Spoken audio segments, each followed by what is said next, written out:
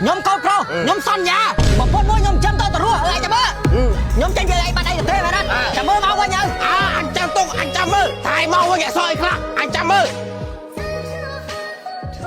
trong la kia chị đọc cho nó mới tôm khơi lan đi cho tiền mùi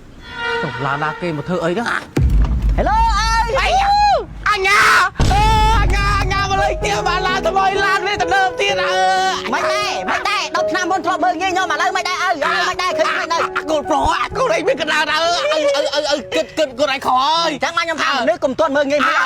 cho lan được anh tinh món thôi chưa lan đi bên nhóm mặt đằng đi nhóm mặt đằng này phơi lan này lan mê nhóm xây cốt chi màu xanh nhóm xây chi cốt chi màu xanh lan mê anh ba anh ta cái lan thao bên hả thao mày chạy anh bắt phải tiền đập chấm anh biết sao lấy thế đập chấm muốn nhưng mà chạy bạc lan này tại đập chấm đi nhóm chạy bạc lan không hay bảo tiền hay bảo ôn anh chạy bạc lan anh nhóm phi muốn chạy bạc lan này tại lấy nhóm anh xây lan cái chi hay nhóm chạy bạc lan tiệt sao lại chạy bạc lan với đâu đập chấm vậy mới ai cho nghe thế nhóm ta ôn một mà thao ơi anh thao ăn cầm nào bên đập chấm chạy bạc lanไปมาไปไงnăm ơi lương anh lương ở nãy thốt điêu bông vì muốn thằng cầm nào ở nãy mơ đồ lan tao bay chơi អាមុនមិនទៅធ្វើការគាត់មិនដៀលໄວ ហ្នឹងហើយហេចេញពីដៃអេចេញពីគាត់បាត់ដៃទៅទេឥឡូវគាត់ភ្លឺផ្នែកម្ដងគាត់ភ្លឺផ្នែកម្ដង ឡានថ្មីច្រើនមកណាប្រុសទៀត ប្រុសទៀតគុំថាអូនឡានគេទេឡានមេបងទេឡានមេបងទេ ឡានគេមិន ឡានមេបងគាត់ឲ្យបងជីខ្ចីមកស្រុកសិនហ្នឹងណា